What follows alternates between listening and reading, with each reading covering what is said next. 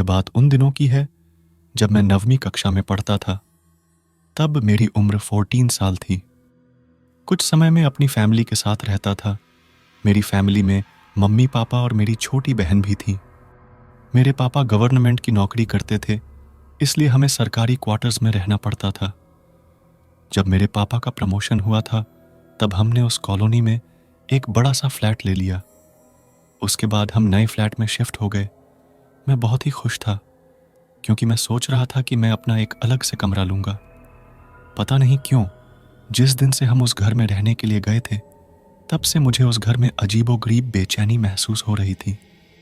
उस घर में मुझे देर से सोने की आदत थी क्योंकि हमारा टीवी चैनल वाला हर रात को एक नई फिल्म दिखाता था और मेरे मम्मी पापा और बहन दूसरे कमरे में जल्द सो जाते थे।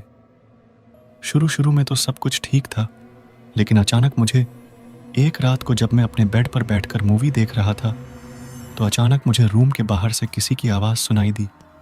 मुझे लगा कि मम्मी यहाँ पानी पीने के लिए उठी होगी। मैंने ध्यान नहीं दिया। हाँ, लेकिन मैंने टीवी का आवाज़ थोड़ा धीमा कर दिया। लेकिन 5 मिनट के बाद फिर से वही आवाज़ आने लगी। वह आवाज़ किसी औरत के चलने पर उसके पायल की आवाज़ आती हो, जैसे कि छन छन छन। बिल्कुल ऐसे ही आवाज़ आ रही थी। मैंने टीवी का आवाज़ बिल्कुल बंद कर दिया, लेकिन बाहर से वही आवाज़ आ रही थी, छन छन छन। यह आवाज़ सुनकर मेरा शरीर कांपने लगा और मेरे रोंगटे भी खड़े हो गए। आवाज़ लगातार आ रही थी और 5 सेकंड के लिए सुनाई देती थी, उसके बाद बंद हो जाती थी। बाद में 4 मिनट के बाद फिर से छन छन छन, जैसे कि कोई भारी पायल पहनकर चल रही हो। मेरा दिल जोर जोर से धड़कने लगा है। ऐसा लग रहा था कि अभी मेरा हृदय छाती में से बाहर निकालकर मुंह में आ जाएगा। पता ही नहीं चल रहा था कि मैं क्या करूं। मैंने सोचा कि मैं अपने मम्मी पापा को भी उठाकर उनसे सारी बातें बता दूं। बाद में मैंने हिम्मत करके दरवाजा खोला तो अचानक वही आवाज सुनाई दी, छन छन छन। उस समय वही आवाज बिल्कुल मेरे सामने से आ रही थी। ऐसा लग रहा था कि कोई नई परिणीत स्त्री चलकर मेरे पास आ रही हो, लेकिन सिर्फ आवाज ही आ रही थी। सामने कोई भी नहीं दिख रहा था और आवाज भी बिल्कुल स्पष्ट सुनाई दे रही थी, छन छन छन। मैंने मम्मी पापा को जगा दिया और सारी सच्चाई उनको बता दी। मेरे पापा इस बात को मानने के लिए बिल्कुल तैयार नहीं थी। वैसे भी वह सब पूरी तरह नींद में थे। किसी ने मेरी बात पर ध्यान नहीं दिया।